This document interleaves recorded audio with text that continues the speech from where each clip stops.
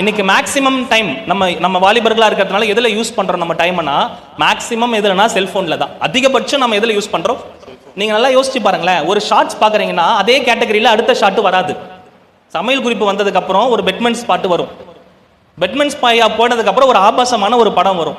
அவர் போனதுக்கு அப்புறம் ஒரு சினிமா பாட்டு வரும். அவர் போனதுக்கு அப்புறம் வேற ஒரு கிரிக்கெட்டோ ஸ்போர்ட்ஸ் நிகழ்ச்சியோ வரும். மறுபடியும் பெட்மென்ஸ் ஐயா வருவார். மறுபடியும் ஒரு ஆபாச படம் வரும். மறுபடியும் ஒரு கிரிக்கெட்டர் வருவாங்க. மறுபடியும் ஒரு ட்ரோல் வீடியோ வரும். மறுபடியும் ஒரு பிளாக் வரும். மறுபடியும் பெட்மென்ஸ் ஐயா வந்துருவார்.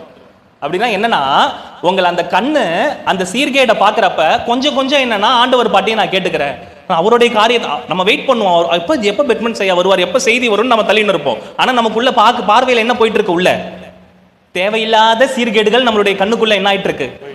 முதல்ல அந்த கண்ணு பாக்குறத என்ன பண்ணு? வெட்டு. அதை தான் தெளிவா ஆண்டவர் சொன்னாரு. உன் கண்ணு இடரலாக்குனா என்ன பண்ணு? தயவு செஞ்சு புடுங்கி அதை என்ன பண்ணிட்டு, அப்படின்னா கண்ணை நோண்டி எடுத்துறாதீங்க, ஓகேவா? அந்த பார்வை பார்க்குற அந்த காரியத்தை வெட்டி எடுத்து நீ போடாட்டி, நீ ஒத்த கண்ணனா கூட பரலோகத்துக்கு போயிடலாம்.